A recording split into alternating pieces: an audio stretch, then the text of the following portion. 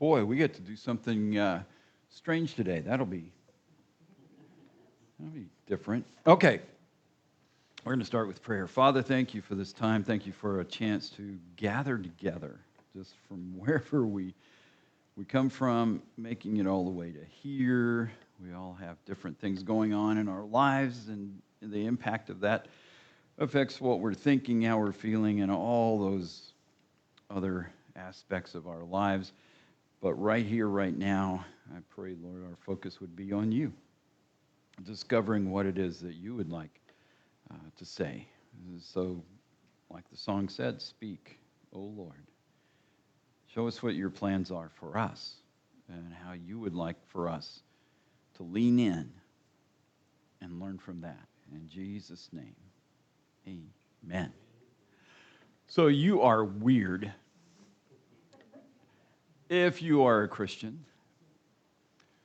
That is the reality that exists, and you have a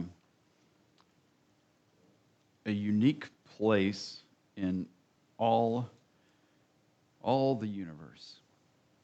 So let's look at that. What is the standard? Darkness is the standard. Now, we have lights in this room, and we have sunshine outside, and we have all those things, but the darkness is a shroud that covers all of the universe because of the departure, the rebellion, the disdain for the living God who created all things and said, we're going to go a different direction. And it becomes the standard that is all around us. It's the one that we are born into. It's the one we experience in our dealings with people. So here's what's happened. Universal darkness all over the place. You may not be able to read these verses, so I will read them and give you the reference. He called you out of the darkness into his wonderful light. 1 Peter chapter 2, verse 9. 1 Peter 2:9. So the darkness is the standard. What he has done is bring you out. So you are weird. Not like the universal, not like the standard, not like what's just happening everywhere with everybody in a system that is opposed to God and to the light. So darkness is the thing that covers everything. There is a common cultural commander. That common cultural commander is the devil and rebellious unseen entities who have played a part in all of that. So Ephesians chapter 2, verse 2. Ephesians 2:2, you used to live in sin, just like the rest of the world, obeying the devil, the commander of the powers in the unseen world. He is the spirit at work in the hearts of those who refuse to obey God. Wow. You used to live in sin, just like the rest of the world. See how wide this is? Obeying the devil. And if you put that through your grid, you go, well, no, I never did that. No, my cute little grandkids never did that. My cousins never did that. Well, no, you may put your cousins in that list. There are realities that are biblical and true, but because of our feelings towards people or a situation, we attribute to it and to them goodness. Well, basically, they're good. Basically, those are good people. Basically, they're choosing to do the right thing. And so it depends on what it is that you're really into. If they drive race cars and they win, and that's my favorite, well, basically, he's a good person. Not listening to the devil. Okay. That's my favorite musician, singer. Obviously, they're good people. They're not listening to the devil. Wow. So we determine, because of our feelings, who's being controlled by darkness, who is listening to the prince of the power of the unseen world. We determine that, right? We are the ultimate determiners of all things good and right. No. And when we do that, guess who we're listening to? And if you said devil, you got it. Because every time we disagree with what God is doing and where he's headed, we're on the wrong side of this. So what's the world like around us? What's the universe like around us? Darkness. Where's the light? It's in him. And it's in doing what he said to do. It's obeying him. So who are those who disobey? According to Ephesians 2:2, he is the spirit at work in the hearts of those who refuse to obey God, the commander of the powers of the unseen world, the devil. You go, okay. He's addressing Christians. This letter was not written to the Roman citizens of the day. It was written to the church in Ephesus, the believers who were gathered there in the Roman Empire. And he's not just saying the Roman Empire is the only one that's got a problem here. Egypt's got a problem. China's got a problem. It's worldwide. It's a universal thing. Influenced by the unseen world and agreeing with it. So every time, now listen to this, every time, even as a believer, somebody who says, Jesus is the way, and we go, but I'm not going to buy what he says about this. Because, this is my favorite person, this is my favorite thing. Basically, they're good. And he says, no, they're listening to the powers of darkness. You go, well, they can't because they're my family, they're my friends, they're my favorites, and the devil wins. And we join again with the darkness. He is the spirit at work in the hearts of those who refuse to obey God. So even as Christians, if we refuse to obey God, we're listening to another spirit. The spirit who's in rebellion against God and begins to shape how we think, how we feel, how we view things, how we value things, what priorities we have, everything. And he said, I've done this really cool thing. I've called you out of the darkness and into light. That doesn't mean we automatically are in the light forever and ever, that we think like the light, that we turn the lights on, that we bother to move towards the light. In John 1, he says, men love darkness rather than light. So if it's twisted, edgy is a favorite thing for Christians, by the way, to just get close to the darkness and say, see, I'm cool, I fit, I'm part of this culture. I can be a favorite, I can be popular, but to focus on the light, to say, I'm going to obey Christ no matter what. We sang the song, Is He Worthy? But somehow we have to live that out. Is he worthy? Well, he's worthy if he gets me a ticket to heaven, but he's not worthy enough to call out stuff in my life. He's not worthy enough to direct my path. He's not worthy enough to get my priorities. I got projects to do, My projects are priority. My things, my activities, however I view this that's the thing I need to focus on. Because he's worthy enough to get me in there. I hope he's going to get me there. But I'm not going to risk it enough to change the way I think or feel. Have you ever wrestled with any of that? That's a reality for Christians. To say, I'm so used to the darkness because that's what I was born into. That's what's in me. You go, no, I'm basically good. No, that's a devil lying to you again, because we already know from Jeremiah 17:9 that the heart is wicked and it's lying to us. And we listen to those lies and we go along with it. And then we can't figure out why the world is the way it is. And he's told us. And he's told us what's coming after, which ought to be enough to say, I really want to listen to what he has to say since he created this thing. He's watched it all along. He knows what people are like. Even when Jesus was walking on earth, he dealt with some things, and we get this little highlight of he reacted to these people this way because he knows what's in the heart of people. So he reacted to them in a way that would seem weird,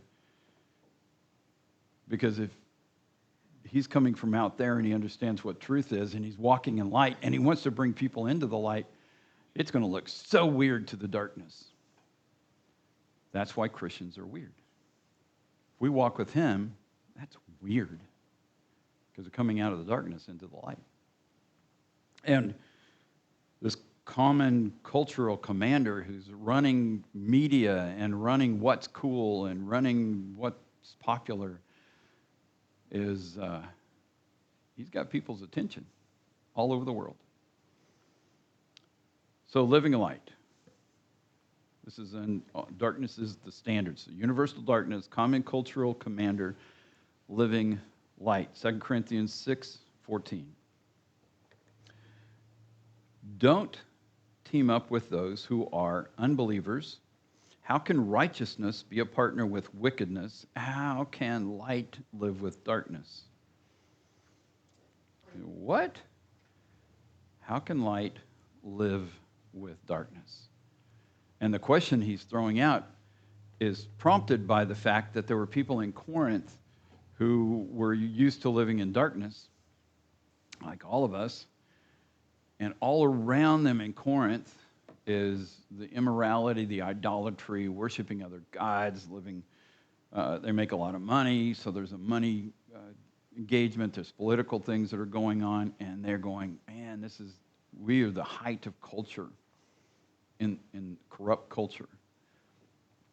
Even the Christians go, man, yeah, it's pretty nice. If you do this, you get that better job. You get more money. Why don't I make a deal with them and I can go into business with them? I know they live in darkness and they're representing darkness, but you know what? I'm going to team up with them. And Paul's going, what are you doing? Why are you doing that? He also says that about getting married. He says, how can you do that? You're going to marry somebody who doesn't even believe in that you come out of darkness into the light. Don't give a rip, because people are basically good. Maybe that person will come to Christ. Maybe, and really it doesn't matter. You've never run into people like that, but that happens. Don't team up with those who are unbelievers. How can righteousness be a partner with wickedness? How can light team up with darkness? Yeah, something's happening here. Come out to be in the light is to be weird. So that's part of this whole process that's unfolding here. So choosing wisely. We're going to look at a little bit of that because this is what Jesus lays out. Oh, what is your spiritual strangeness? I guess we had to do that. Did we do that one? There it is. You have to have the question in the classroom. What is your spiritual strangeness? Okay, then we'll do that one. Am I confusing you back there? Just a little? Okay. I just moved ahead, skipped over that part. Okay, choosing wisely. So Jesus is laying this out, and he's trying to help people understand, okay, we're coming out of darkness, coming into the light. What's that going to look like? Here it is. There's a highway to hell, and he talks about this in Matthew 7:13. Matthew 7:13, the highway to hell is broad, and its gate is wide for the many who choose that way. So that's the easier path. Whatever that is, in whatever culture it may be, it's going to be the popular path, and it's going to be the one, the most people are going to go that direction. And then, just as humans, go, well, everybody's doing it, so obviously, we should go do that. And as moms, when the kids come up and lay that line on you and you go, well, if they're all jumping off the cliff, would you jump off the cliff with them? And, you throw that out, which is really clever, except that probably even the moms have joined the popular crowd in many ways. Whatever is popular, whatever fits, whatever can be seen as a acceptable thing within this culture, those who are seeking that will try to find it. I like, I'm not saying all of us are doing this, but it's just a thing that can enter in, whether it's the music, the style of clothing, or the style of a house, or the style of a car, or the style of, or the right job, or the right look, the right words using, because language changes, and so we have to pick the ones that fit, that communicate. And if you're trying to be cool with the younger crowd, you got to pick up their lingo. Good luck with that. And there's just all kinds of things that are coming at us from all sides, and it's broad. And Jesus said, yep, 2,000 years ago, he said, yep, that's it. That's how you get to hell. Do you get to hell like immediately, or is this like a later thing? And what he's saying is, you begin here. You think that's the easy path. You think that being cool thing is going to be the way to go. You think being popular and accepted and being affirming of the darkness is the way to fit in. That's hell.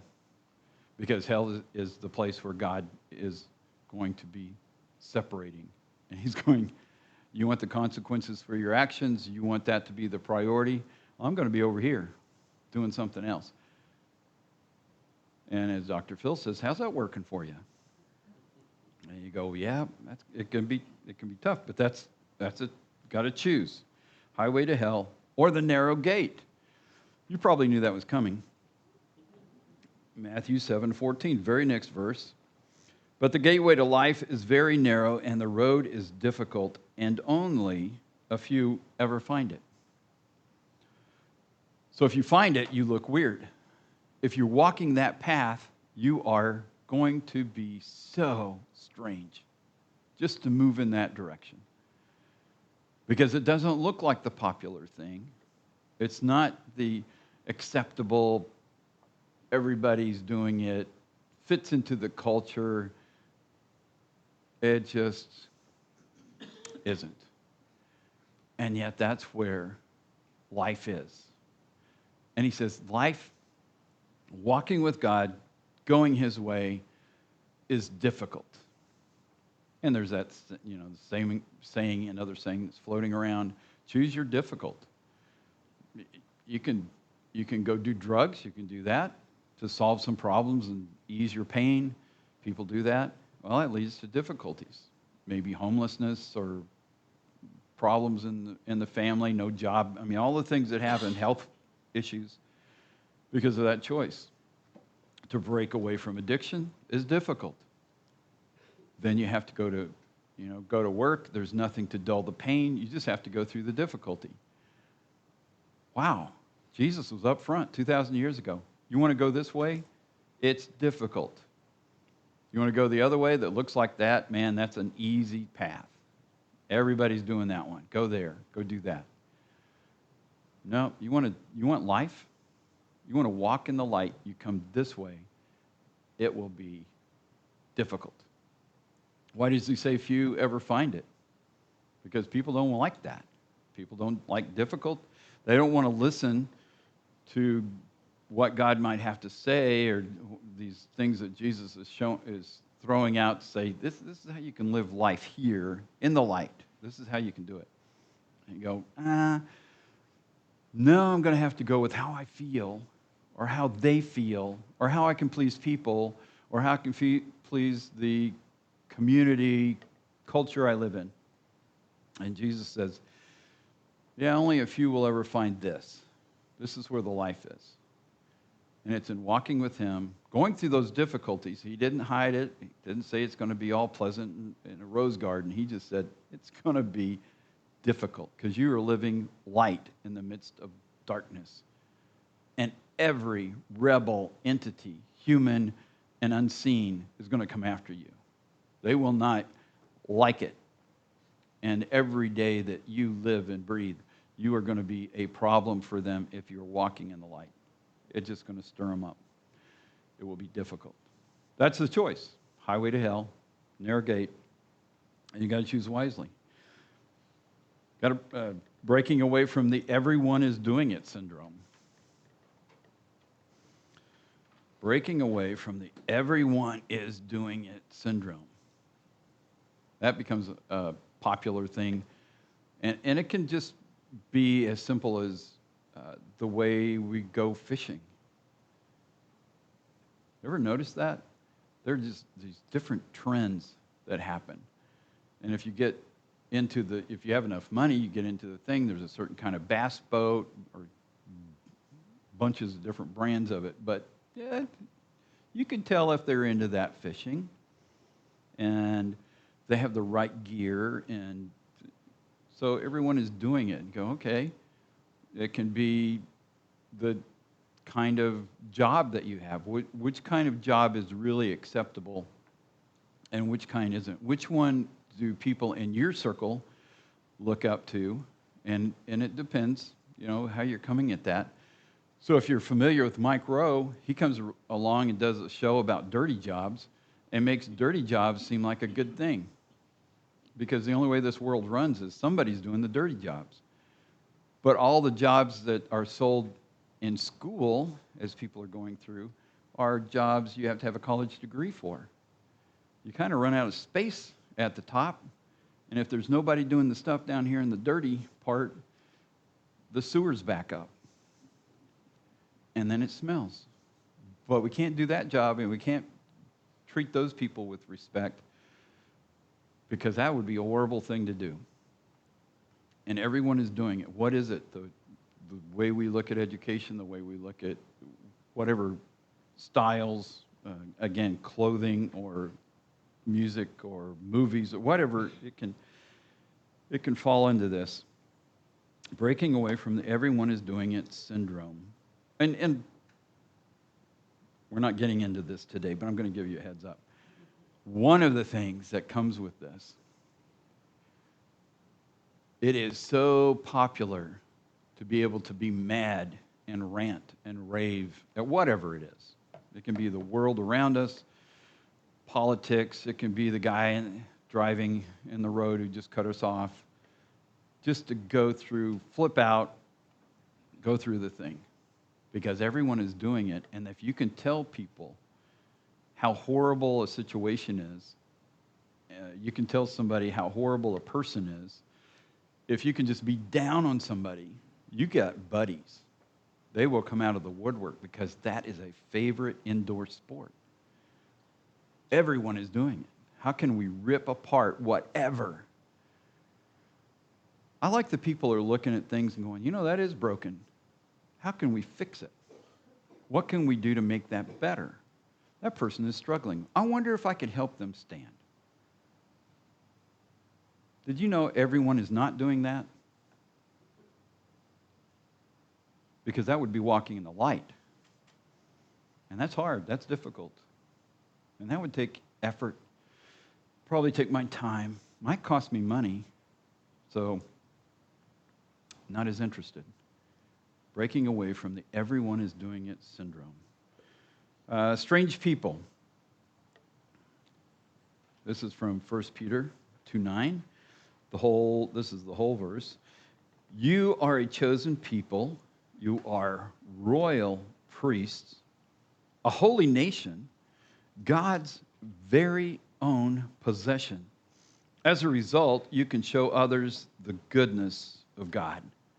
For he called you out of the darkness into his wonderful light.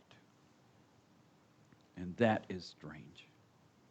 The chosen people. God has said, I want a family, and it's not because you're cute, although you are, but it's not the reason. He's looking at people and he says, I want you in my family. He's looking across the board. I just want people in my family. So you're chosen, and when you respond to his offer, and through creation, through the gospel presentation, through reading the scriptures, through going, I just want to walk with God. Whatever has come your way, and you go, I'm turning to him. You become part of this group, the chosen people. And you get to be a royal priest, which means you're not just spinning your wheels. You're doing some work for the good of an entire community. You are connecting people with God. You're pointing in his direction. You're serving him, doing the things he's called you to do. And we know that it's the devil who gets people to not do what God would have them do. So the royal priest is actually pursuing that, to do what he wants them to do, and to do it properly. So royal priests, a holy nation, that is a group of people set aside, and we covered this, I'm going to do it again though. The word holy brings to mind, here's a list of things in my background, my culture, my church upbringing, and here are the 10 things I'm not supposed to do. So if I don't do those, I'm holy. Bull. So that is not what that is. It has to do with the uniqueness of being set aside with the Creator God, one and only. There's no other God who has created all things. He is the creator of all things, and he's the one who is holy in his uniqueness. He's called us to come alongside as a chosen people to be part of this. And nation, ethnos, has to do with not the borders on the maps Rand McNally makes. It's the whole of people and the distinctions of people, the tribes, the languages, the cultures, all of those things together. It has to do with bringing this unique bunch of people out of all the world and all the cultures from all over and bringing them into this unique group of chosen people. God's very own possession out of all the world, this group. You get to be that. And he's addressing the church, which ecclesia is the Greek word for that, and it means called out ones. You've been called out. You've been chosen. You've been brought together as a unique people to do some really cool things, to show others the goodness of God. You know, how do you do that? Well, it has to be something that is connected with what God does.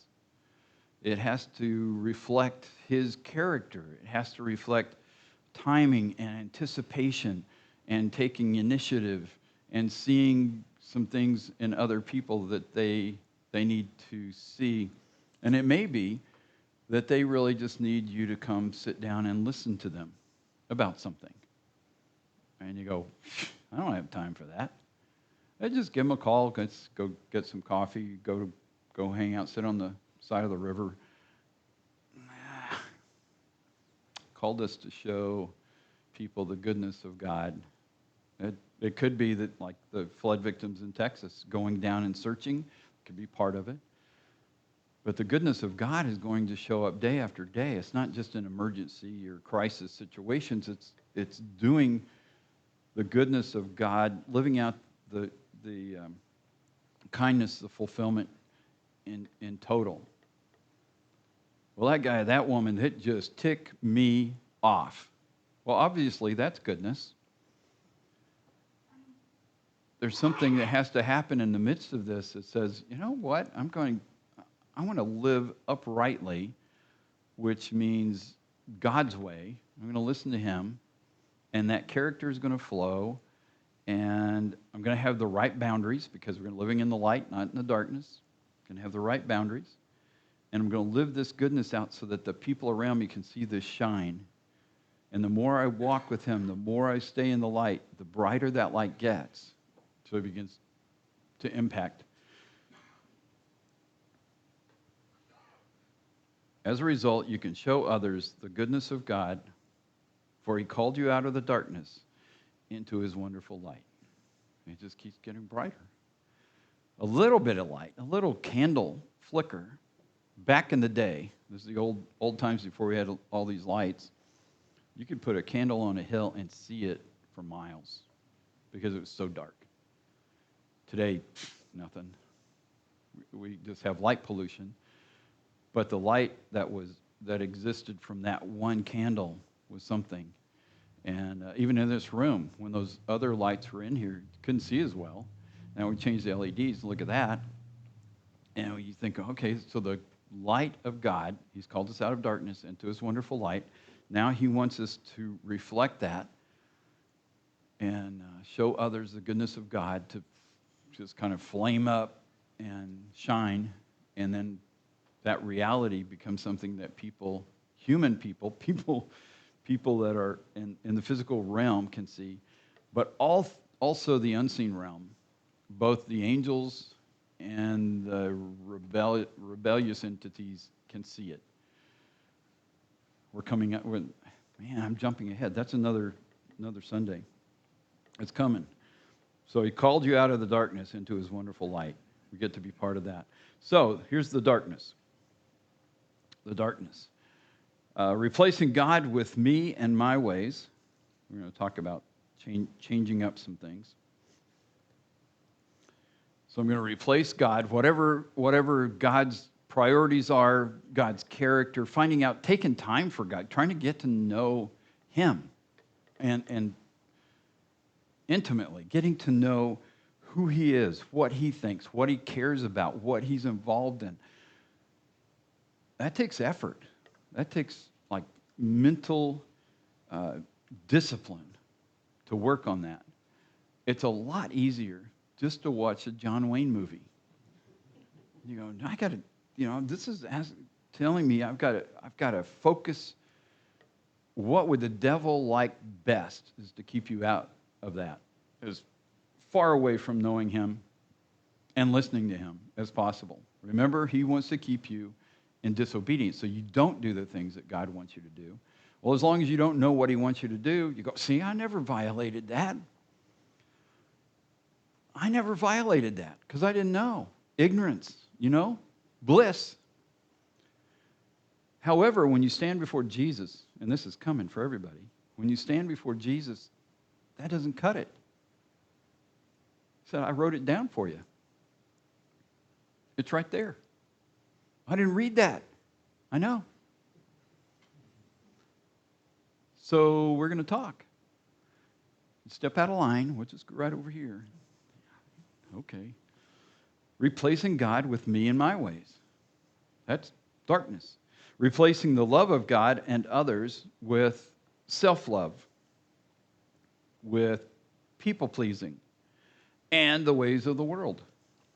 I just kick it out. This is my darkness. I'm going to replace God with me and my ways. Actually, you can start back in Genesis 3 and follow this pattern. I just didn't want to take you through all of that. So, and then replacing the love of God and others with self-love, people-pleasing, and the ways of the world. Whatever fits the community or the culture or whatever's cool, you just put all that in there. Replacing goodness with weaponized attitudes, words, and behaviors that lead to destruction. A whole different thing. How do we go about living life? Well, I ain't got no weaponized attitudes. I don't know. You ever hit your finger when you're nailing something, and you hit your thumb real hard and it turns blue? How's your attitude? And what's that like when you're frustrated and things are just not falling into place the way you had imagined in your head that they were going to go? What's your attitude? What words come out? And it can be words against inanimate objects. It doesn't have to be people. Often it is people, but just think, I'm on my own, I'm out here in the shop, and nobody knows, and I can just say, I'm just mad, so I got the right to say what I want to say. Let me remind you about the unseen world. Angels are watching. Entities on the other side are watching. And the entities on the other side of the room are going, yes! And the angels are going, oh, yay, here we go again. Replacing goodness with weaponized attitudes, words, and behaviors that lead to destruction. And then if we turn it loose, then we go after people, and you've experienced that. You know what that looks like. Or you've You've experienced it. Everybody has. Then you see it in the world around you. And you catch up on the news. You go, there it is. All of it. The darkness. It's just there. It's around us. So, who are the chosen people? Who are the chosen people? This is from Deuteronomy 14, verse 2. You have been set apart as holy to the Lord your God, and he has chosen you from all the nations of the earth to be his own special treasure. So the creator of all things, who is above all, has chosen you. And what the writers of the New Testament, after being taught by Jesus and led by the Spirit of God, have written down is, he's taking these terms, these concepts that were being applied to Israel at the time, and he's saying, this is what he's doing with you. This is what he's pulling you together as this nation. That's where he was headed when he was doing all that. You see it in the Old Testament, but in the New Testament, he's bringing that together. And that's the church. That's the called out ones. And that's what this is being applied in the New Testament. You've been set apart as holy to the Lord, unique to him, special to him, for a purpose. He has chosen you from all the nations of the earth, all those tribes, all those languages, all over. And then you get to be his special treasure. What is it like to be the special treasure? I don't know, some rich dude, Bezos. You just go, he really likes me. And look, I get a corporate jet to run around in and a yacht, and because I'm his special treasure. So I get stuff. What would it be from the ultimate spiritual being who created all things to be his spiritual, or to be his special treasure? What kind of things might happen? What might unfold? What might the future look like? Because you are his special treasure. Not yet, because we already read Jesus said this is going to be difficult. So we know that. But you're also special treasure. It's pretty cool. Royal priest for God. Royal priest for God. You are privileged, loyal guardians of the person, precepts, and place of God. You are privileged, loyal guardians of the person, precepts, and place of God. I got carried away with peas. But, wow. There are throne guardians. This is an actual job for some of the angelic beings, some of the divine beings who are with God, serve with God, and they have a position with him. And it's not like he really needs them. He doesn't really need us either. He just chose to have us along. He wants family, and so there's a heavenly family. You'll get to meet them later. Hopefully not today. But you'll get to meet them, and that's this cool job that they have is serving him, being right there, and they get to help people, humans, have contact and connections. They're also there for the divine beings, but we don't have a whole lot of info on that side. You are privileged as this royal priest to also be guardians of the person, the precepts, and the place of God, which means there are times when, I don't know, if you've ever been in a situation where you thought you had friends, coworkers, or family, whoever it is, and something comes up and they just, it got difficult and they didn't have your back, did not have your back. You go, man, that didn't feel good. Didn't stand up for you, didn't understand what you were trying to say or do, or who you are as a person, none of it. Just throw you under the bus. You go, man. As believers, followers of Christ, if we don't understand who he is, what he's trying to do, we can take his stuff, scriptural concepts, we just go, well, that's just ridiculous, and we throw him under the bus. Instead of guarding the person, the precepts, his truth, his place. There are holy places. Places, if you remember the burning bush, Moses comes up, he walks up to the bush, and God says, take off your shoes because you are on holy ground. So there are holy places? Yeah. Yeah. Ought we to mess with them? Probably not. Are there holy concepts? Are there precepts? Are there truths that we ought to know and protect? We ought to live in such a way that we protect them in order to honor him, the person. And what do we do about that person? Well, I got this family member, friend, or somebody in my community, and I know they're not doing what God would want them to do, but it really doesn't matter because, they really are more important to me than whatever he's doing out there. He's big enough. He can handle it. Yes, he can, and he will. But do you want him to do that? Our job is to protect. We are privileged guardians of the person, the precepts, and the place of God as royal priests. It's a job we get called into. You are artists, musicians, innovators, adventurers, and joy makers for God. Again, you may be thinking, I made all that up. That is the Old Testament job.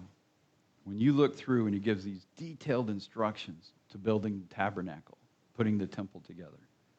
Look, and if you just rush through Leviticus and Deuteronomy and some parts of Exodus, and you're going, okay, that's enough of that. And he's going, just back up. Go back and look. What are these guys doing? Who has spiritual gifts, artistic craft gifts from God to do the work? And it's metallurgy, it's fabrics, it's structural, it is artistic. Wow. Who's running all this stuff? I don't know, some priest. You're a priest of God who get to do all of this stuff. It is so cool. He has musicians. He calls them up, and they have to make certain instruments. And then being innovators and coming up with how can we do this and how can we do it better. There's different times when they're changing things up, and they're willing to walk with God. This is just following them through some Old Testament events. And the priests, the ones who are on track, will be doing all of these things, and they please God. They are joy makers. And the people come together, and you can read how they come together, they sing, and they shout because they're so excited about being a part of this. And God sends, when the tabernacle comes, when the temple comes, and the glory cloud of God descends and comes into it, because he is right there with them as all of this stuff is happening. They go, so what did they do? Were they just kind of show up and put on the robes and blow whistles? What was going on? All of this. Who are you? He trains you to develop all those things and to be that person here now, to be a guardian for his stuff, for him, to live this out, to use your innovation, initiative, your artistry, whatever skills and things that you've developed over a lifetime, to use it to honor him. That's what he's called us to do. Why? Because there's another part of life coming after this one, and this is part of the preparation for that you get to use. Because you don't stop doing all this. You do it differently, and it will be unending, and you don't even have to do the same thing all the time. You could be an artist for a while, then a musician. You pick, this first 10,000, I'm going to do this one. I'm into watercolor. Okay, for 5,000, you can do that one and switch to oils. It's just how it works.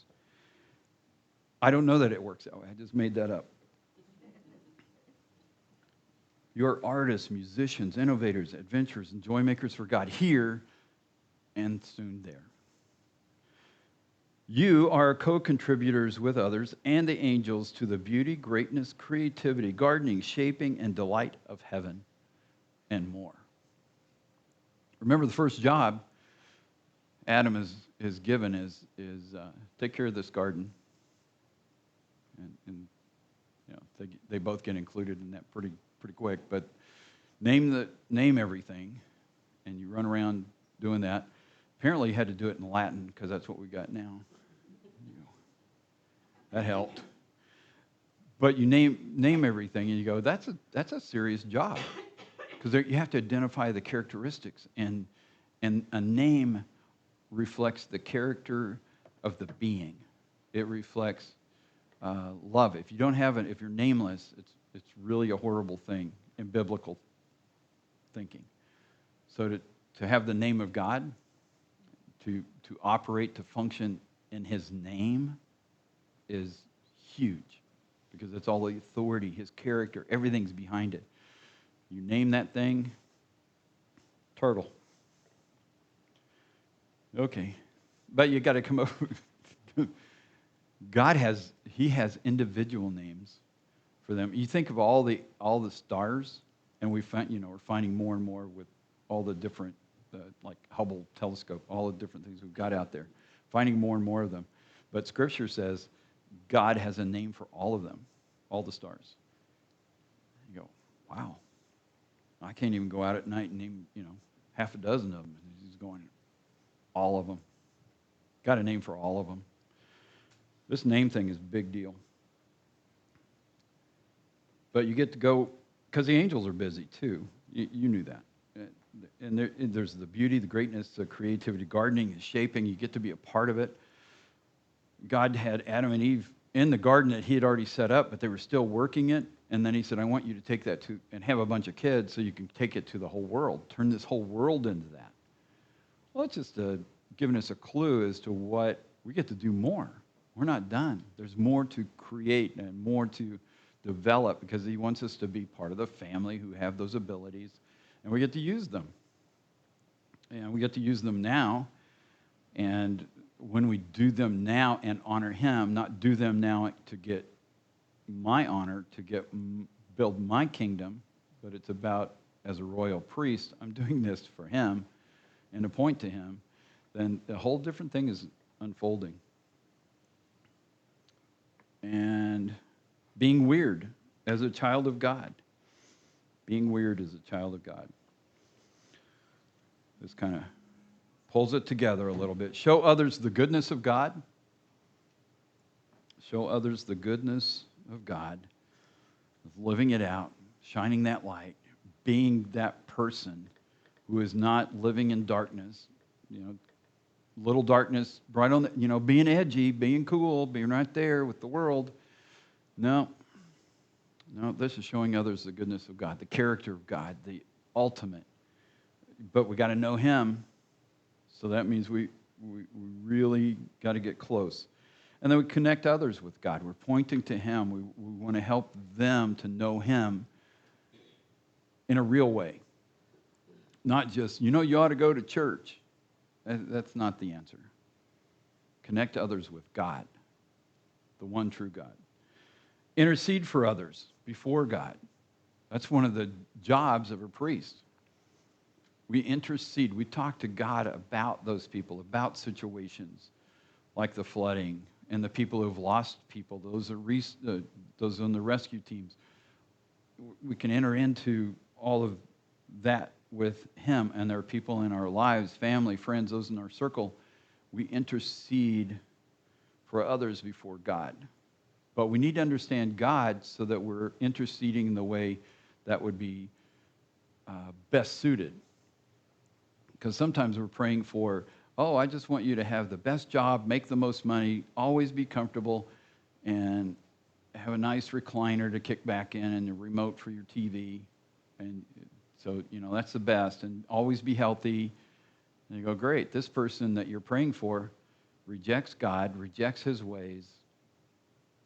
Their attitudes, words, behaviors, priorities, everything in their life says, to hell with God, and you're praying for them to have a great life. Anybody ever done that? You don't have to raise your hand.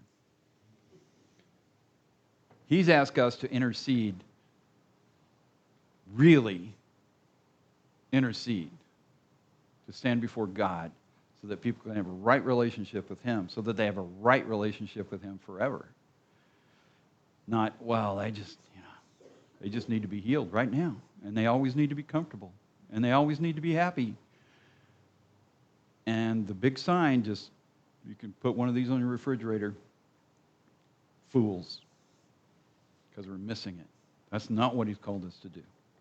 Priests of God, representing the Most High God, not throwing him under a bus, standing up for his truth, his precepts, his place.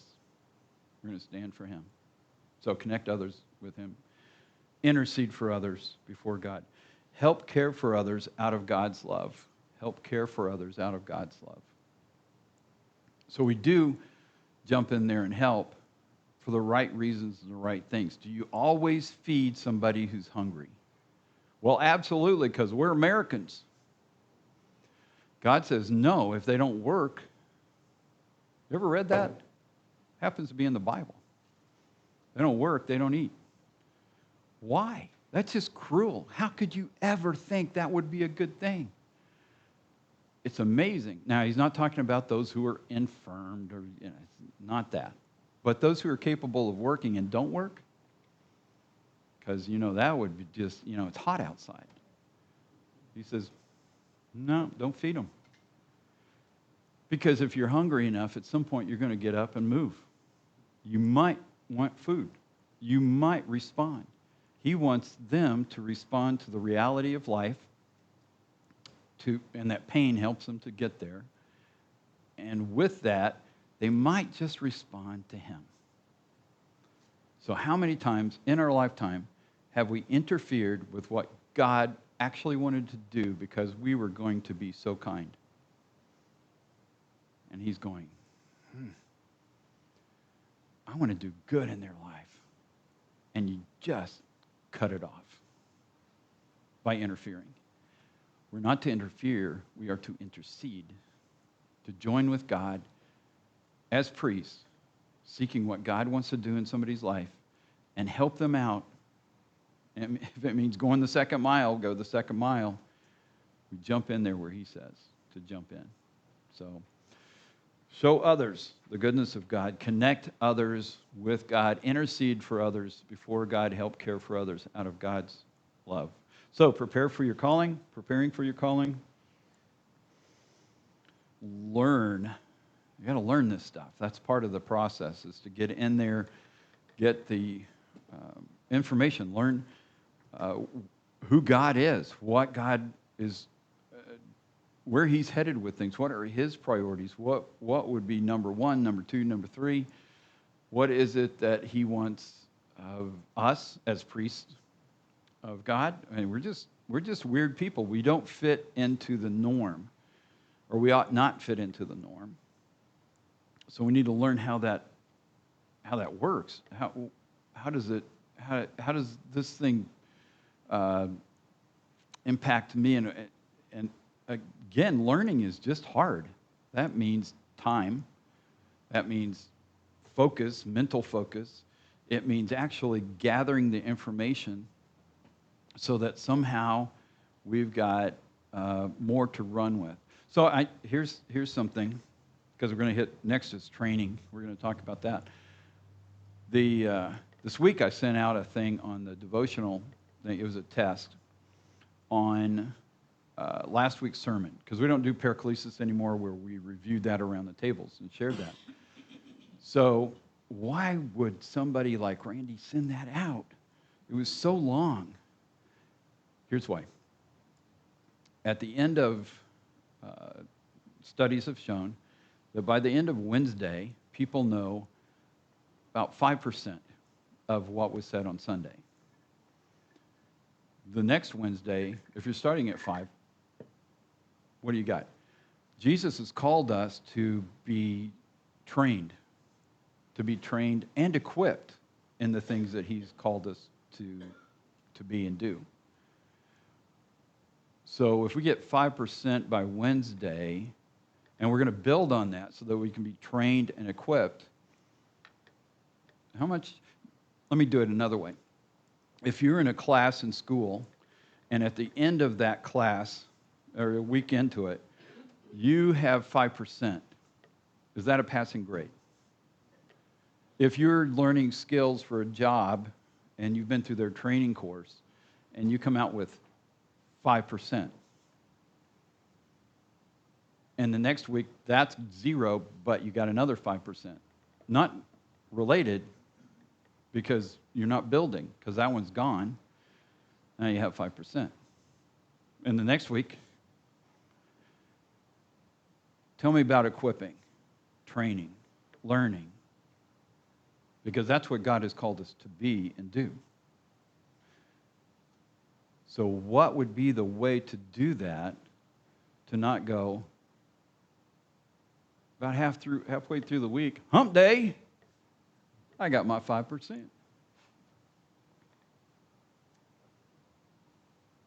What can we do?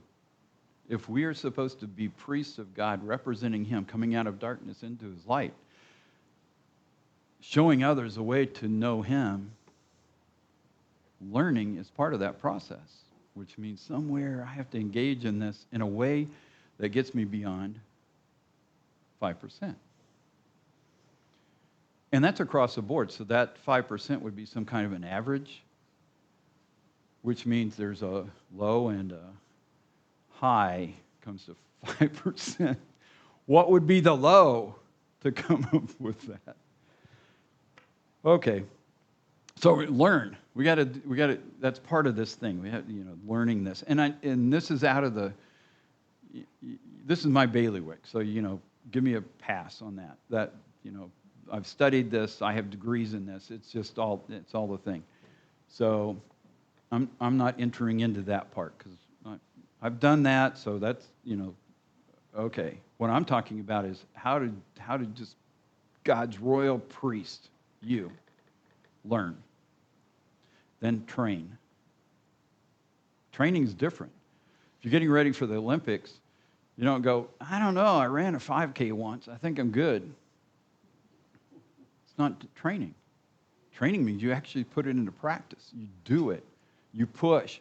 You go further the next day than you did the day before. You keep going. You train.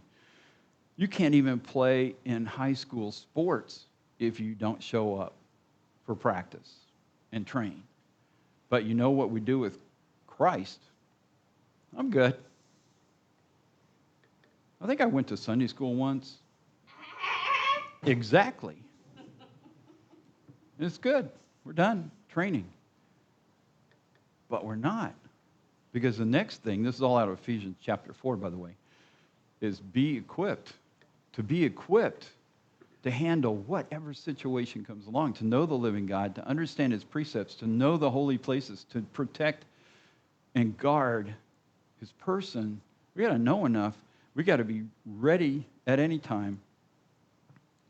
You got to have the equipment. You got to have the knowledge. You got to have the skills. So you got to learn, got to train to be equipped. And then do it. Well, I ain't comfortable with that. I ain't no evangelist. Maybe. If he hasn't called you to do that, then he's got something else for you. Because he's not limiting everyone to be Billy Graham. He has a whole lot of things going on. But if we don't learn, don't train, don't get equipped, we don't find out what that is. He's called us to something really remarkable. He's called us out of darkness into his marvelous light, and he's called us to be royal priests to represent him. So preparing for your calling requires some steps, some work. Just throwing it out there. So significance. How Will you live out your spiritual strangeness this week? Being a Christian is weird. It's not living in the darkness. It ought not be living in the darkness. Unfortunately, it often is. And we have to get close to him, to listen to him, to do what he said to do in order to walk in the light. And that's what we get to do. And we get to represent him on this planet. The most important thing we can do is break the back of the dark entities who are impacting this world. It's not passing better laws, although they help. It's priests doing their job, living it rightly, knowing what God has in mind, interceding for those who are struggling with those things, taking the fight to the evil entities who are causing this crap. That's how we stop it. We won't ultimately stop it, but we can certainly change it. That's what we're called to do. The ultimate stopping is somebody else is coming on a big white horse. Not yet. Well, maybe. What time is it? He could come whenever he wants. He can come. So how will you live out your spiritual strangeness this week? Let's pray. Father, thank you for giving us a chance, for calling us into this thing, bringing us into your light. Thank you for the hope that we have in Christ. Thank you for seeing us as people who can do this, to be royal priests, a holy nation, that we can be part of what you are doing here, now, and in eternity. What a cool thing to be part of. Thank you for wanting us to be part of what you were doing, to be special treasure. It really is remarkable. And we thank you for it. Pray that everyone in this room would be so excited to learn, to train, to be equipped, and to get out there and accomplish what you have for each one, accomplishing that calling. In Jesus' name, amen.